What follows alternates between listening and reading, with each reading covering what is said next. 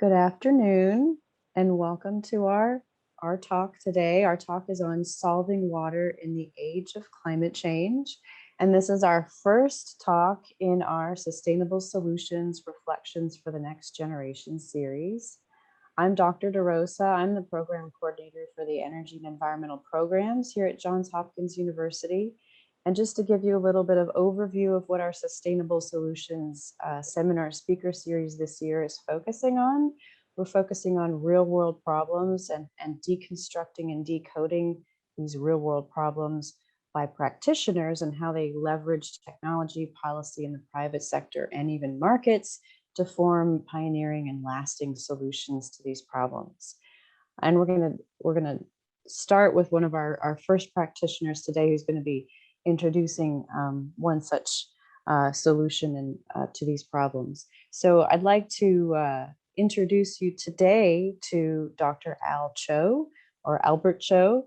He's the Chief Strategy and Digital Officer at Xylem, which is a global water technology provider dedicated to solving the world's water challenges. And previously, Al worked as a senior advisor to the Deputy Secretary at the US Department of State, where he was a White House Fellow and served on the Secretary of State's planning policy staff. He was an executive at Cisco Systems, a consultant at McKinsey & Company, and served at the United Nations. Al serves on the board of directors at the U.S. Water Alliance and the Canadian Water Network, the program committee of Singapore International Water Week, and the editorial advisory board for World Water. He's a Millennium Fellow at the Atlantic Council and an honorary research fellow at the Smith School of Enterprise and the Environment at Oxford, where he was a Rhodes Scholar. He's going to be talking to us today about water. And you've probably noticed that parts of the world are experiencing historical droughts, while others are experiencing record rainfall and flooding. And meanwhile, water rates are rising and creating affordability issues for households around the United States. So his talk today is going to highlight the latest approaches to addressing water challenges facing communities around the world and discuss ways for emerging leaders to get involved. So please join me in our chat feature and give a warm welcome to Dr. Albert Cho. And again, you can use the chat to give him a virtual welcome. Thank you. Well, thanks so much, Jen. I will say that Dr. Cho is my dad. He had a PhD and I do not. And so while flattered, in honor of all of the people who've actually done the work to get a doctorate, I want to be explicit about the fact that I haven't done that yet and hope to someday, but we'll see if I get around to it. My name is Al Cho, and I wanted to do a couple of things. One was really just to say thank you all for joining. I see a number of people from the program here on the call. And while I can't see your faces, I can see your chats, and it's really wonderful to at least know that we're having this virtual dialogue.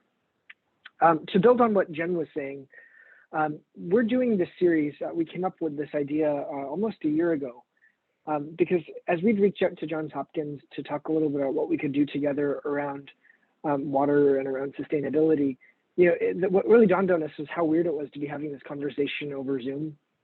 And it certainly made me think about all of the experiences that I had as a student, either in undergraduate or in graduate school, where we had speakers come in from all kinds of different perspectives to share some of what they'd learned, the mistakes they'd made, the things that they were working on, and how valuable that was for me when I was a student. And so we thought, why don't we try to do that and bring some practitioners in who are doing interesting work on sustainability, and make sure that students, regardless of what's happening with the pandemic, have access to different perspectives from the outside world. And so the first couple of these are going to be virtual over Zoom, but my hope is that by the spring we'll be able to do at least one event kind of in person and get to meet many of you face to face.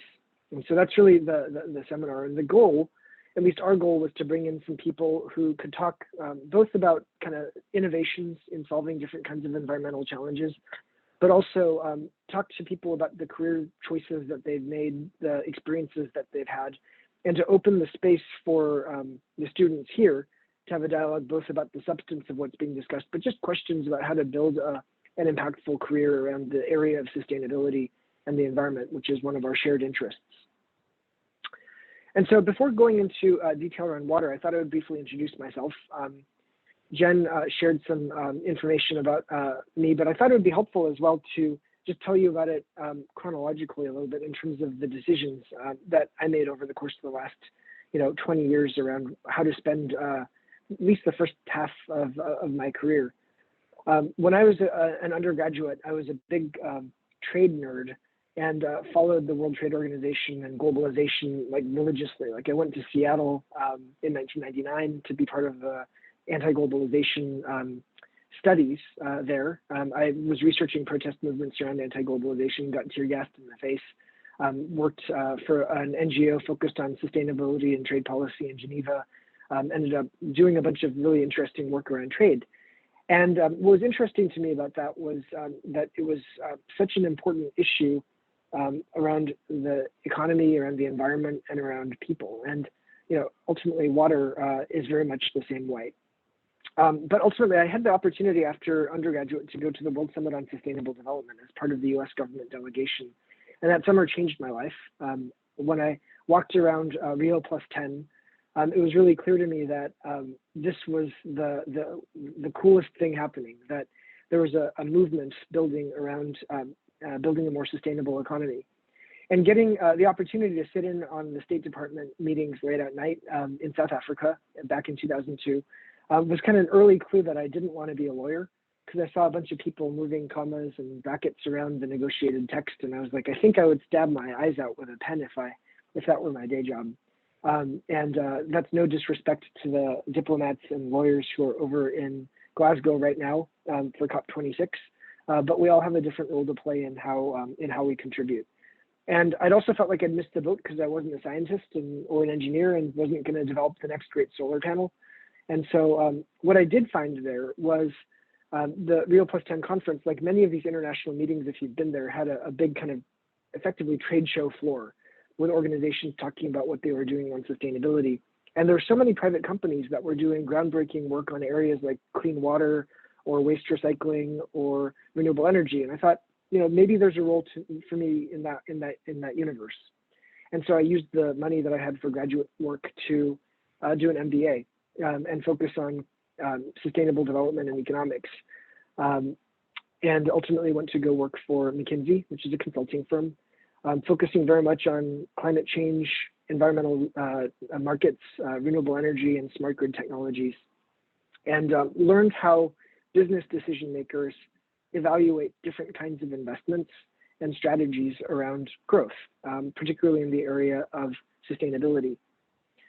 The thing that I learned from that experience was more than anything else that a theory of change around sustainability is really important in terms of where you choose to spend your time. And the theory of change that I left that experience with is that in addition to regulatory frameworks and policies, a really important driver of sustainability is getting the prices right in terms of making it cheaper and easier and better for people to make smart decisions that are more sustainable than to make bad decisions that create waste and pollution. And so I got very interested in industrial technology and how you can make industrial decision making favor more sustainable outcomes rather than less sustainable outcomes. And the area that I ended up spending a lot of my time on at McKinsey was on technologies that used data to optimize infrastructure systems like the smart grid. And ultimately, I had the opportunity to move from McKinsey to go to a client, Cisco Systems, which was still is a networking technology company that was looking at new markets around data, and worked on a project for a couple of years around using remote sensing and machine learning. This was back in 2008, before all of this cloud stuff became mainstream, to look at how you could use data analytics and software to mine geospatial data to track land use change and deforestation from space. This is now pretty commonplace, but back then this was kind of a novel application for data analytics. And just the sheer improvement in the ability to understand our world by leveraging large-scale data analytics really sat with me. And so I then had the opportunity to go to the State Department. I was on a fellowship program that brings mid-career people into government for a year to understand how the inner workings of government work, because I wanted to understand how sustainability also worked from the public sector, and spent a year and a half working at the State Department before coming back into the private sector and landing at Xylem, where there was a company focused on water. This was an issue I'd worked on at Cisco, and that had the opportunity to be a leader in the digitization of the water sector. And so what I'm going to talk about today is really around some of the things we've built over the course of the last 8 years at Xylem in becoming a market leader in the application of digital solutions to improve the sustainability and resilience of water infrastructure. But I wanted to give you that broader context because I guess what I wanted to say is that careers are never linear, but it helps to have some kind of theory of change that links together the different aspirations. And mine was that I wanted to understand how different stakeholders understand sustainability, public, private, nonprofit. And I wanted to understand what could be done to change relative prices using technology in the industrial landscape. So I'm going to share a couple of slides around what that looks like in the water sector. And then please feel free to kind of throw questions into the chat, and we'll leave plenty of time for Q&A. So this picture, if anyone knows where this is, go ahead and throw it into the chat. You've got a couple seconds before I get to it, but I'll give you a clue. The river that you're looking at is the St. Joseph River, and it's in South Bend, Indiana. And South Bend, Indiana is famous now because the former mayor is now our Secretary of Transportation. It's Mayor Pete Buttigieg, who ran for president and is now responsible for a big chunk of America's infrastructure. But when he was mayor of South Bend, this river was a real challenge. It was a lot of old infrastructure that had been built in prior eras around a concept called combined sewers, where stormwater that gets collected when it rains and sewage go through common pipes. And they're built in such a way that if there's too much water going through them, they overflow into the river. And so that basically puts the stuff you flush down the toilet straight into the river, spreading disease, creating environmental problems, and ultimately causing economic and regulatory problems for the city, because the Clean Water Act basically makes certain that cities have to take action on overflows of sewage into the natural environment. And so the city of South Bend was under a consent decree from the EPA and the Department of Justice to cut the sewer overflows into the St. Joseph River to protect the environment and public health. And the plan that had been mooted was basically a plan to build a giant sewer tunnel to capture that sewage and store it for times when there were heavy rainstorms. So they're going to build an $800 million tunnel basically to store sewage for peak rain events. And the rest of the year would kind of sit empty, right? And that's not a great use of capital, because when you kind of add up, call it $1 billion in a city of 100,000 people, that adds up to basically $10,000 for every man, woman, and child in the city, in a city where the per capita income is close to $20,000 a year. And so there were some pretty significant affordability challenges with the solution to this problem.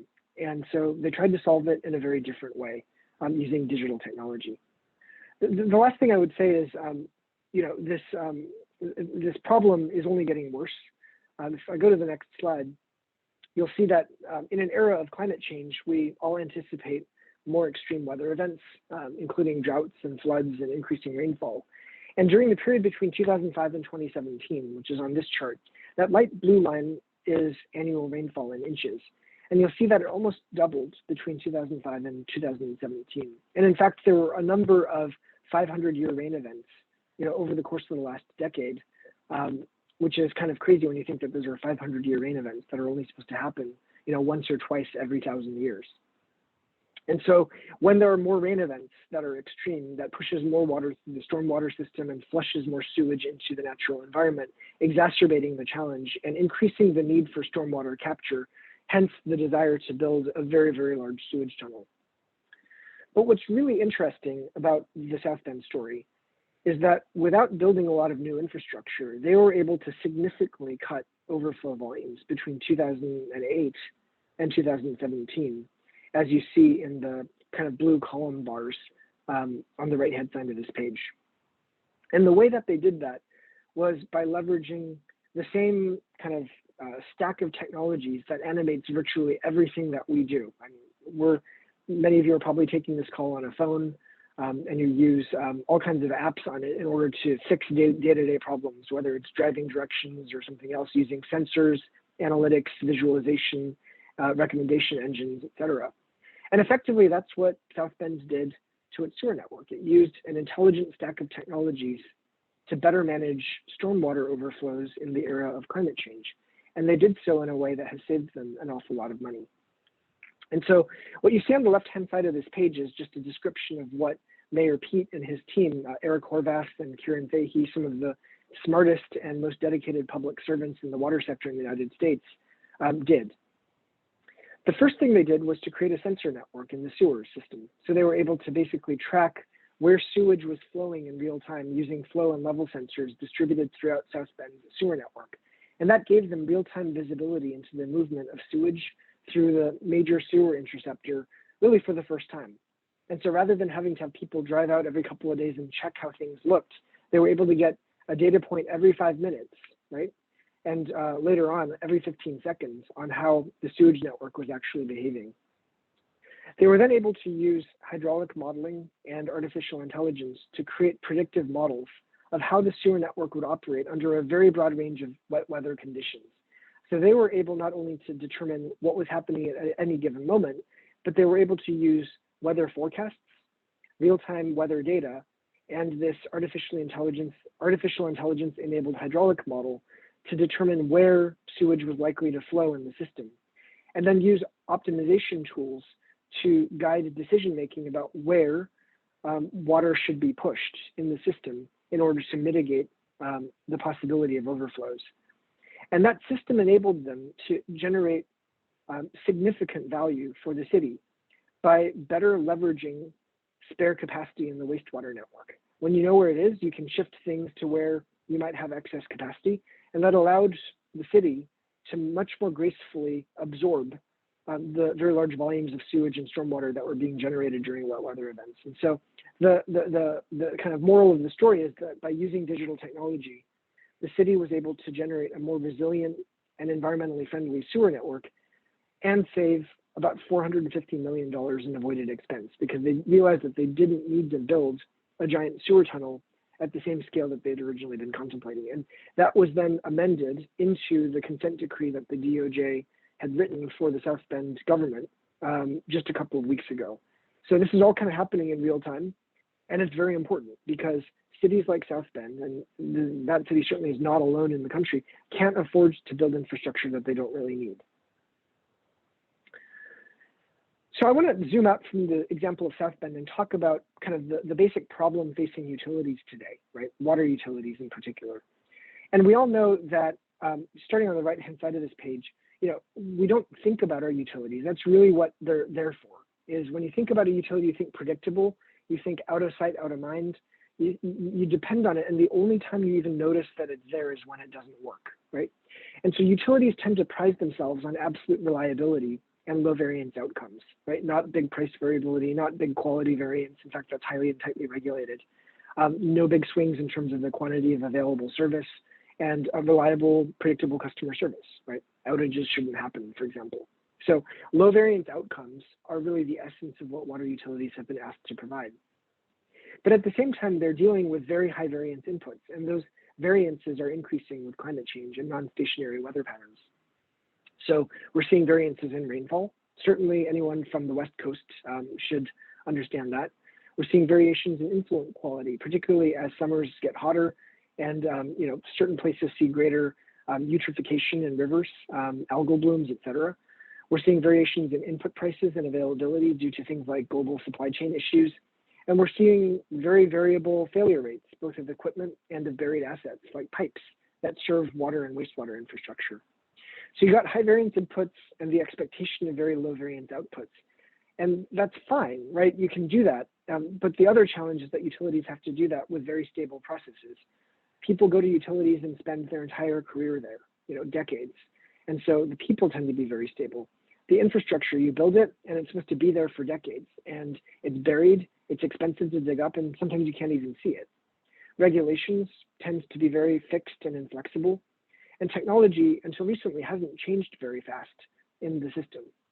And so the challenge with the utility sector right now is that we continue to expect absolutely reliable low variance outcomes in terms of the water and wastewater services that we depend on every day. But with climate change, the variability of the inputs is increasing, and we have limited degrees of freedom to change things in order to make sure that we deliver those outputs. And that creates what I call a trilemma. Those of you who have studied international macroeconomics know that there is a policy trilemma in international macro between fixed exchange rates, an open capital account, and an independent monetary policy, right? You can't have all three of those things. You can only have two, almost by construction. And I would argue that there's something very similar in water infrastructure today, that there's a trilemma between the needs to build resilient water infrastructure that's capable of handling much greater degrees of variability, given we already have a lot of aging infrastructure that's beginning to fail. The desire for process stability, which is to maintain things as they generally have been, and affordability. Now, affordability is really important, particularly in the United States, because water rates have increased at a multiple of the rate of inflation over the course of the last decade to deal with deferred maintenance in infrastructure. And the challenge is that you can't have all three of these things. We can't make the significant investments in water resilience and stay affordable if we stay as capital intensive and keep building things the same way we always have. And we've generally been stuck in the bottom plank of this triangle in an unsustainable equilibrium where we've kind of kept rates pretty low and not changed how we do business. And my contention is that over the course of the next decade, in order to deal with climate change, we're going to have to significantly change how we do things in the water sector and adopt technologies like what South Bend adopted in order to drive significantly greater flexibility, agility, and capital productivity in the delivery of water services so that we can be more resilient and more affordable at the same time. So let me give you one example, which is buried infrastructure. So there are a lot of failures that occur, and one of the failures is leakage, right? So something you probably already know because you're master's students at Johns Hopkins is that water infrastructure is very leaky. It is not only the most capital intensive form of infrastructure relative to power or telecom, et cetera, but it's also the lossiest, right? You don't see a lot of power loss relative to water loss in infrastructure. And in some places, that rate of loss can be as high as 50 or 60%, which means that of the water that is abstracted and treated by a water utility, only about 50% of that ultimately gets billed as revenue water for the utility. And a lot of that gets lost in leaks in buried infrastructure. So how do you fix that problem? Well, you could try to walk around and listen for leaks because pressurized pipes tend to generate noise when water leaks. You could try to just repair all of your infrastructure by ripping it up and replacing it with new infrastructure every couple of years. That's very expensive. Or you could just deal with the fact that you're abstracting a lot of extra water. The fact is that in a world where we're seeing population growth, as well as increased variability in supply, we just can't afford to be losing 30 to 50% of the water in the network. And those are high numbers. Most utilities in the United States are a little better than that, but on average, close to 20 to 25% losses. And so how might you fix that in a better way? Well, we invested in a technology called the Smart Ball, which has acoustic sensors and accelerometers in a small metal core surrounded by a foam ball. And we're able to insert that through hydrants or valves through the water distribution network and run it through large drinking water distribution and transmission pipes. And it rolls through the entire pipe network, listening for leaks. The accelerometer is also kind of gauging distance. And so at the end, you can see on the right-hand side, we're able to take that ball, pull it out of the pipe network, and we have an acoustic record of all of the sounds that it heard through the entire journey along that pipe network. We can use the accelerometer and the acoustic data to geolocate where the loudest hisses are, and then basically process all of that data to give the utility a map of precisely where the leaks are in their network. And that allows them to get quite surgical around where they think they have problems in infrastructure, whether those are leaks or gas pockets, which can indicate some problems, so that they can be very targeted on where they intervene to improve their overall loss rates in the network. That's just one example of how utilities are beginning to use more advanced technologies to drive down losses across the network. And it's pretty amazing to see. I did one of these projects in Georgia where you insert it and then you drive 5 or 6 miles away, and it's the same ball coming out from the distribution network, and then you're able to download the data and then basically run the acoustic processing and provide a pretty cool leak map in a matter of no time at all. Another problem statement is if we believe that we need to improve capital productivity, we can start by not throwing away things that are perfectly good. Now, you've probably seen the statistic that there are close to 240,000 water main breaks happening in the United States every year. That's basically a leak or a water main break every 2 minutes. And that's due to the fact that most water infrastructure in the United States, or a lot of it, is well beyond its useful life. One of the challenges is that age is not well correlated to potential risk of failure. And so a lot of the asset management practices that still are in the sector are that every so often, if a utility can afford to pull out some pipe, it'll go to the oldest part of the network and just start to rehabilitate and pull out all of the pipe and replace it with new pipe. One of the challenges with that is that our studies have shown from EPA and others that about 80% of the pipe that is pulled out is still perfectly good and has plenty of remaining useful life. But because we don't know which pipes are at highest risk of failure, it's hard to know how to disaggregate between old good pipes and old bad pipes or new bad pipes. And so this is a problem that's actually pretty good as an application for data analytics.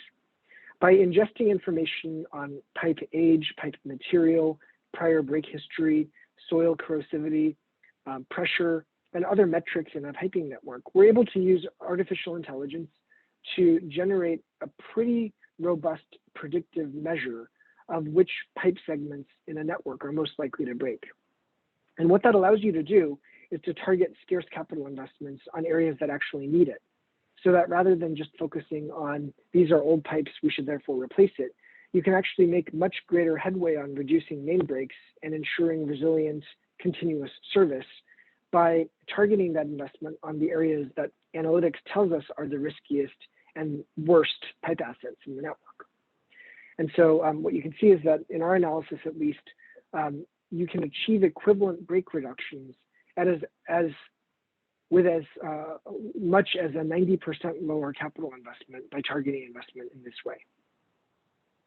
And a final application, this really relates to climate change, right? We've been talking a lot as a company and as a sector about net zero in the water sector, so that water utilities basically can begin to reduce their overall greenhouse gas emissions footprint to zero. And that's important because you may not know it, but a tremendous amount of energy goes into delivering water and wastewater services.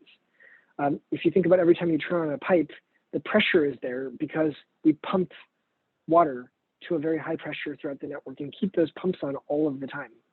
And if a toilet flushes and the water enters the sewage, it's because on the other end, there's a sewage treatment plant that's constantly blowing massive amounts of oxygen as bubbles into secondary treatment tanks like this to feed the bacteria that are eating the stuff that you've just flushed down the toilet.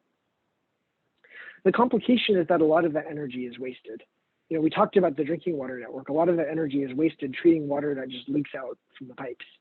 But on the wastewater side, a lot of that energy is wasted because we're pumping so much oxygen into these tanks without knowing whether or not it's actually necessary.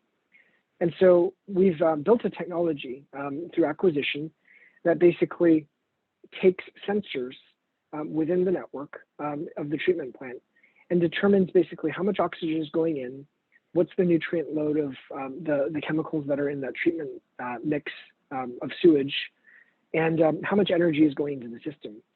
And we're able to basically optimize the system so that it produces very stable, high quality effluent, but auto-tunes the aeration of the tank using a digital twin of the wastewater treatment process so that we're constantly aerating it at precisely the right level of intensity to give the bugs what they need to eat the fudge in the sewage, while at the same time minimizing the wastage of oxygen which is above and beyond the needs for that process. And we've seen very significant reductions in oxygen and energy consumption, which translates into greenhouse gas reductions as well.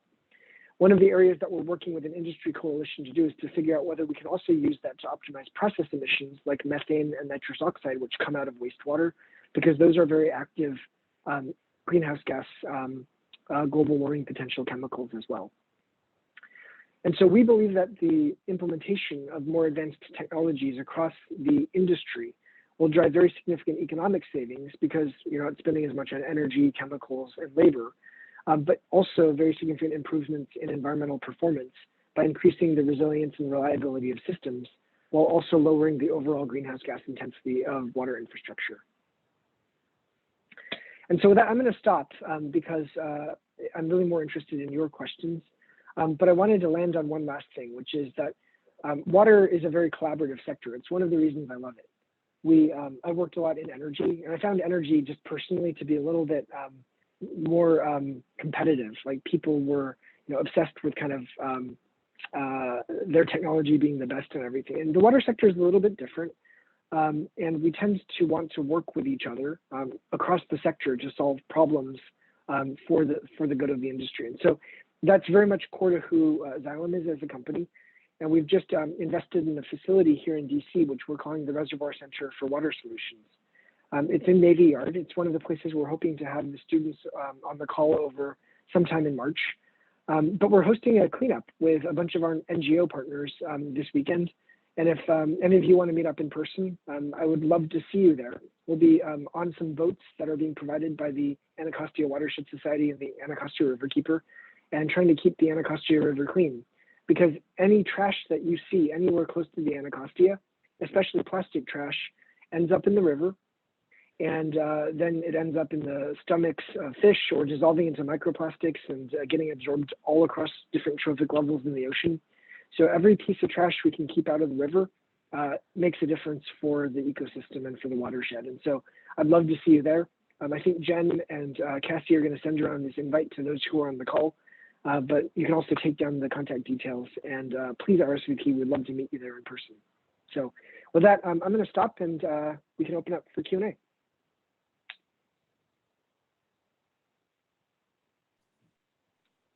Thank you so much. Tell me I wasn't on mute this whole time. No, that was wonderful. Thank you so much. We have some great questions that are rolling in. So I'm just going to go ahead and jump right into the questions here. So our first question is coming from Glenn, and he posted it into the chat window. And this was focused about the South Bend project. And he wanted to know, was South Bend able to achieve sufficient overflow reduction to meet the terms of the consent decree? So they're just starting right now in terms of the renegotiated consent decree. But what I would say is that they've achieved such significant overflow reductions already in the early stages of the implementation of this digital twin-based optimization system, that's really what gave regulators the confidence that we could renegotiate, that they could renegotiate that consent decree. You can kind of think about it in terms of, innovations in the Clean Water Act. About 10 years ago, green infrastructure was kind of a new concept in terms of the mitigation of CSOs. The implementation of things like, grass cutouts or permeable pavers or other ways of absorbing more stormwater. As a way of reducing inflow into the sewer system. And cities like Philadelphia achieved some very interesting reductions based on the implementation of green infrastructure. We see this wave as kind of the next logical movement in how cities approach compliance with the Clean Water Act, because the implementation of digital can help make better use of existing infrastructure. And the South Bend experience, I think, demonstrates that that's a credible approach to overflow reduction. That's great. Thank you. Okay, a couple other questions are rolling in. Do you think the wastewater industry is moving towards a decentralized system? That's a great question. And let me put that into context for people who may not have the background. So a lot of water infrastructure in the United States, especially municipal water infrastructure in cities, is centralized. So towns will have sewer lines that collect sewage from your home, basically. Feeders go into mains, and then lift stations lift it up and take it to other larger sewers that ultimately bring it to the large treatment plant at the lowest elevation in the city that gets treated and then dumped into a river. And those centralized systems are great because it means that everyone in the city is hooked up to them, and there's kind of a single throat to choke in terms of making sure that reliable service is offered to everybody. And that model has worked reasonably well for a large number of people in the United States. But there's also been a very strong desire to talk about decentralized systems because, particularly in less densely populated areas, it's hard to build sewer connections or drinking water connections to homes that are far away.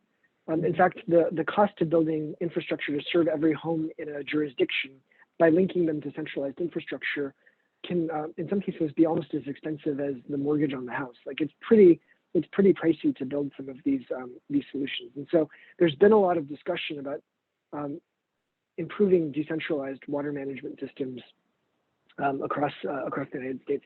I do think the sector is moving in that direction for a number of reasons. The first is that there's an increasing realization that we need better solutions, particularly for rural populations that are not well, close to centralized infrastructure. Failing septic tanks is a big problem all around the country in terms of introducing nutrient pollution into watersheds. And it's also true that there are things that you can do with collected wastewater, even from decentralized systems like water reuse and recycling, that can make communities more resilient by leveraging that wastewater as a resource. And so I think there's more demand for it. The challenge has been that that word of decentralized systems means a ton of different things to different people. And we haven't seen a lot of standardization and cost reduction in the systems that make it kind of the natural place to go yet. I believe that a couple of factors will accelerate that, including the application of digital technology to more aggressively automate and monitor the performance of decentralized systems to give people more confidence that they can be operated at a reasonably low cost and to a high standard of performance. So it's a great question, Jared. I have a question that came in here to our Q&A section from Michael Mayfield. Can you briefly describe the adoption rates of the sensing technologies and AI within U.S. water utilities? You mentioned in your first example the cost-effective nature of these technologies, but also you mentioned the generally static nature of water management staff. So what are some potential hurdles that you generally see across the industry? That is such a fantastic question, Michael, and it's at the core of that trilemma, right? Which is we know that there are significant productivity improvements that can be created through the adoption of digital technology. And we also know that water utilities can be slow to adopt new technology. There's a lot of reasons for that. I attribute it to the fact that water has to be a very rigorous industry, right? And it's a rigorous industry because, as my friend George Hawkins, who I hope you will meet this weekend if you come over to the cleanup, he's the former CEO of DC Water, which serves the region that many of you are in, likes to say, the water utility is the only utility whose products you put into your body, right? And so it's very, very important that it be done to a high degree of reliability. And operating in a very rigorous sector that is so critical to public health means that people are very naturally resistant to trying new things unless there's a very high degree of proof. There's a chart that I didn't put into this presentation, which I want to see if I can insert back in and just share very quickly. Yep, I just did here, which kind of shows that technology adoption rates in the water sector, because it takes people time to get comfortable enough with them to lead to very rapid deployment in the sector. And the way I would put it is that that's a multi-decadal opportunity. So technologies that were kind of new in the 60s, like SCADA and GIS, are now almost universally adopted in the US water sector. You know, there are newer technologies that came of age in the 90s, like hydraulic modeling and CMMS, maintenance management systems, that are now, you know, I would say the vast majority of systems in the US use them 30 years later.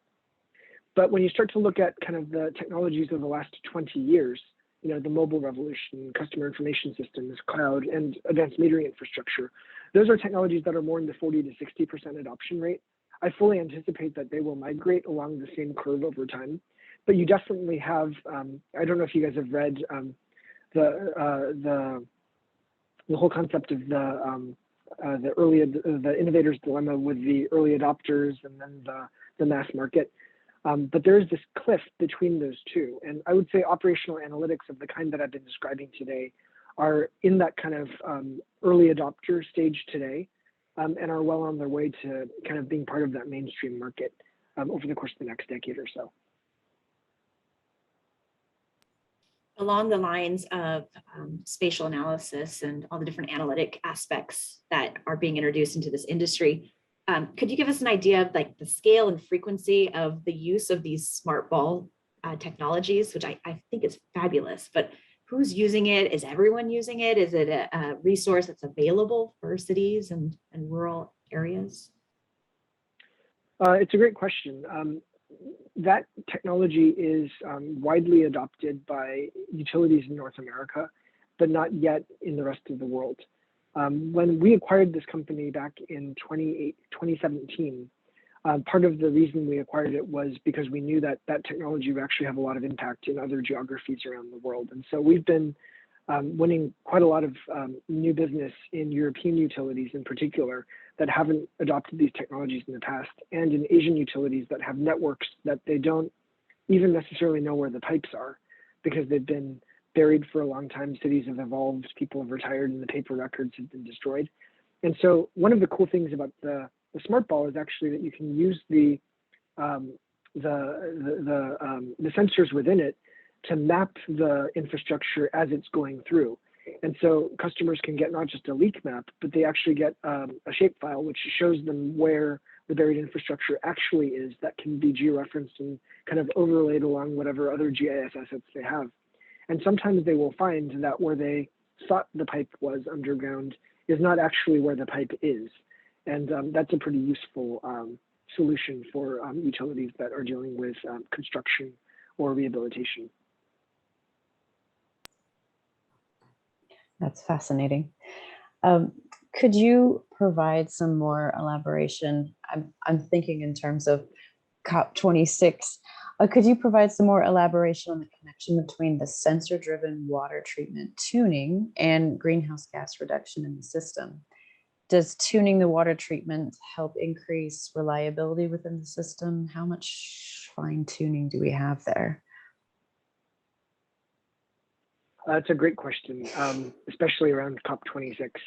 So in 2015 or 2016, we did a study, which you can go visit on the web, called Powering the Wastewater Renaissance, Greenhouse Gas Mitigation Opportunities in the Wastewater Sector, and basically did a marginal abatement cost curve for GHG reduction from energy efficiency in the wastewater system. And we looked at about 18 different technology interventions that could be applied in wastewater networks and wastewater treatment to reduce greenhouse gas consumption. And wastewater treatment optimization was and remains one of the biggest opportunities there. The reason for that is, as I mentioned before, when you flush the toilet and that water ends up in the sewage plant, the first thing that happens is there are these mechanical rakes which drain out all of the big stuff, right? So you know, when they say don't flush certain things, people flush those certain things and they have to get kind of raked out in the system. Then it goes into settlement tanks where all of the heavy stuff settles out, kind of the clumps. And then what you're left with is this kind of beautiful chocolate milk, right? It's just a liquid with a lot of suspended bacteria and nutrients in it. And those go into the secondary tanks, which look a lot like what's behind me in Zoom. And at the bottom of those tanks, there are aeration devices that send up bubbles of air. And that bubbling, ironically, is one of the most energy intensive applications in any municipal government because it needs to be on all of the time in order for the city to treat the sewage safely to discharge into the environment. So just think about that for a moment, is that a lot of the energy consumption of a city, right, goes into keeping bubbles blowing through what you flush down the toilet. And if there's wastage in how much oxygen gets blown up through the sewage, and you're blowing up more air than you need to for the bugs to neutralize the pollutants in the sewage, then you're consuming a lot more energy than you need to in order to safely comply with discharge permits. And so by using a tuning technology to optimize the performance of that treatment tank, you're able to cut down very significantly on a major municipal energy user and still meet the environmental quality requirements of wastewater treatment. I hope that answers the question, but that's the kind of most cost-effective mitigation technique that one of the biggest levers is energy efficiency in treatment, because the city saves money by implementing technologies which optimize processes which have a lot of waste in them. All right, we're going to go back to our smart ball discussion here. As they are functioning and recording information and different sound changes within leaks, are they able to transmit the telemetry in real time, or did the balls have to be retrieved and then downloaded? That's a great question. For the particular smart balls that are on the market today, and we're not the only ones that do this type of approach, there are other inline inspection services as well. They have to be retrieved because utilities don't want random balls floating, and staying in their utility for a long time. They want them in and out, and they have to conform to very particular requirements to be inserted in the first place. Once they're underground, we do have them emit telemetry signals, primarily for the purpose of location and tracking, so that we know exactly where they are. But we do need to take them out in order to download the data. There are other solutions that we have and that are widely used in the industry for monitoring pipelines in real time. So one of the technologies, just north of DC, there's a utility called the Washington Suburban Sanitary Commission, or WSSC Water, which serves a lot of the counties around the DC area, but in Maryland. It's a great utility. They have very, very large concrete transmission pipes. And those concrete transmission pipes have wire wraps that keep the pipes kind of capable of dealing with very, very high pressures. We're talking about 72-inch diameter pipes, which, if they were to blow up, can blow up a road and actually cause floods that wash away cars. That's how big they are. There's some wonderful videos of this from the 90s that you can see. And one of the challenges is that in the 50s and 60s, when those pipes were being installed, the manufacturer of those pipes were using metallic wraps, which are susceptible to corrosion. And so as they corrode, the water wires snap and the concrete becomes weaker. And so that can lead to blowouts and huge failures in the system. And so we have another set of solutions, for example, that runs an acoustic fiber through the big diameter PCCP pipes and can listen for whenever a wire snaps, and it can correlate the acoustics of that wire snap to an engineering model which tells how much risk there is of failure, so that when enough wires snap, it alerts the utility to identify this segment needs to be replaced, thereby preventing an unplanned outage. And all of that data is collected real time, along with other information about the performance of the pipe network. So I don't know if that answers the question, but that's an example. Thank you. And by the way, I just wanted to say, if you can ask more questions about water, if you have other questions just about environmental careers in general, I'm happy to talk about that too. So anything's fair game. Absolutely. I have a question, which is from that standpoint. And this is kind of from the 30,000 foot elevation level, looking down and knowing, based on your background, and you've been exposed to many different organizations, our students want to have a big impact, especially when it comes to sustainability and water issues, and looking for career paths that have the biggest impact. Could you share with our community, your experience working for private corporations versus nonprofits, and maybe just provide pros and cons, or from your standpoint, having the biggest impact on this industry? What would you recommend to our students? That's a great question. I think I would answer with a couple of figures, right? One figure is, there's this kind of construct of, people can be like a hedgehog or a fox, right? People who really go deep and study something and really know a lot of, and become masters of a discipline or of a body of knowledge in an organization, versus people who are a little bit more frenetic, experience a lot of different things, and bring a more lateral perspective to the work that they do. And both of those are valid pathways, but I think it boils down to, what is your theory of change and how do you want to make an impact? And I know I've talked about that before, Because one of the dimensions that you should think about is, do you want to be an expert in something, or do you want to be an integrator and a catalyst for change as your theory of change? And for me, I realized that early on that I wasn't a deep thinker, right? I didn't want to be a lawyer that really understood all of the kind of commas and brackets in a text, or an engineer that really understood every dimension of one thing, but that I really liked the ability to bring together multidisciplinary perspectives and bring those together. And so from that perspective, knowing that theory of change encouraged me to oscillate between a lot of different experiences in the early phase of my career, moving across nonprofits like WRI, the State Department, the UN, McKinsey, where you're doing a different project every 3 months, to try to develop a lot of different perspectives that you could build into one. And I found that to be a really helpful set of tools for me, not helpful for other people based on their theory of change. The second is, people often talk about public, private, nonprofit. And I actually think the more interesting dimension is large or small organization. Because for me, working in a very large bureaucracy in the State Department is not all that different from working at a very large Fortune 100 company like Cisco. Navigating the bureaucracy of an organization is a skill set which translates better across public and private than it does to working in very small organizations like nonprofits or startups in the private sector. And so that's the dimension that I think most people don't ask themselves about is, do I like being in small, nimble teams? Or do I like working in large, scalable organizations where learning how to navigate complexity of organizations and align stakeholders around a vision takes a lot longer, but can have a bigger, longer term impact potentially, right? And so those are some of the choices that I think people should be thinking through.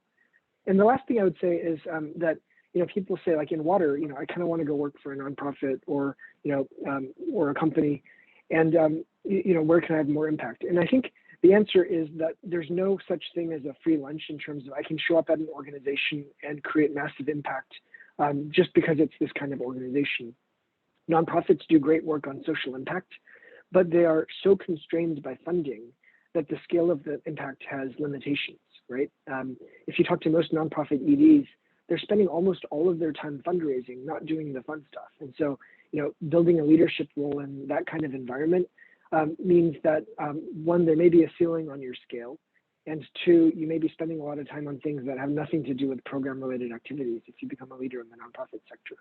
Whereas in the private sector, resources are always a concern, but in principle, at least, they're built to be scalable, i.e. they generate profits which can be reinvested in growth, and so you can continue to grow impact in a way that scales with the business. The challenge is that if you want to have a social impact or environmental impact, you have to navigate between the multiple accountabilities that a company has, right? Between the shareholders of the company who own the company and the other stakeholders who create the operating environment in which that kind of company operates. And so that can be done. It's what we're trying to do at Xylem, is to balance the interests of shareholders and stakeholders to build a truly sustainable enterprise that can scale in a way that generates blended impact. But there are puts and takes and trade-offs in any kind of institutional form that you pursue, and so that's the other consideration I would have in mind. Hi, Al. Thank you for those recommendations, and I think our students and our audience really appreciates that. We have a question from Gabby, and her question relates to what you were talking about. It's, what advice do you have for those of us entering the field of water policy?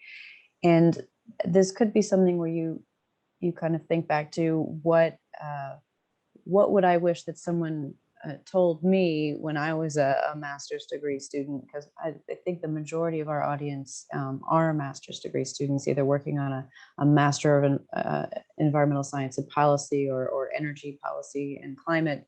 But so maybe from that perspective, someone entering the field, what recommendations would you have for someone who's starting out at this point in time? That's a great question. And not to sound like a broken record, but I think a little bit about your theory of change, right? What is it that you want to do in water policy? Because there are people who are needed in the sector who really understand the ins and outs of for example, the various aspects of the Safe Drinking Water Act, and they need to be deep regulatory experts because public health depends on it, right? And so there's one world which says like, go really deep and understand something in detail. And I would also say that I think water policy in 10 to 20 years is going to look different than it probably did 20 years ago.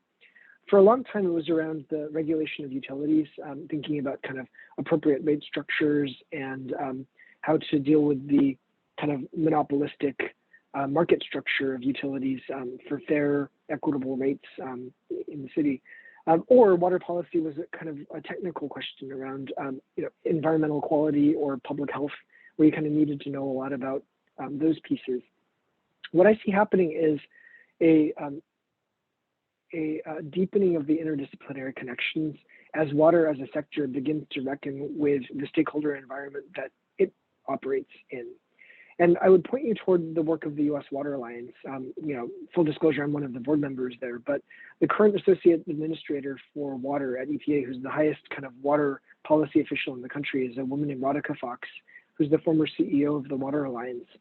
And the work that she did over the last 5 years with her team and a broad stakeholder group, I think sets the groundwork for a lot of where water policy is likely to evolve. And it puts water at the center, right, as an anchor institution in a much broader policy context around what infrastructure provides to society, right? And so they have this concept of one water, which has a lot of dimensions about how water supports social equity, how it supports environmental quality, how it supports economic development, how it supports workforce issues, and all of these things. And so understanding economics and affordability, understanding enough about sociology to understand the equity agenda that's happening really in the United States, the environmental justice and equity set of discussions which are happening in many cities in the United States, understanding enough about engineering and infrastructure to be dangerous, and being able to integrate a lot of those things together so that you're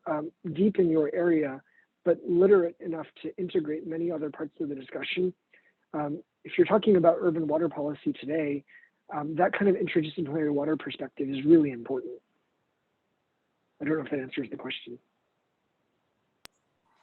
That does. Thank you so much. I want to say that I know we still have a few more comments and questions coming in, but we don't want to go over time because I know that people typically have meetings sometimes that start at 2 o'clock. But we want to thank you very much, Al, for giving starting off our series and giving our talk today, and focusing on water and all of the innovations that are going on in solving water issues. It's actually really exciting to see how things are being addressed. And I encourage I know it's odd not having a live audience, but I encourage our viewers to say thank you and give virtual applause in the chat if you can do that. There will be a recording of this that we post. We have an AAP JHU YouTube channel, so eventually it'll get edited. We will all be airbrushed and we will post it to, I'm just kidding. We'll post it to the YouTube channel.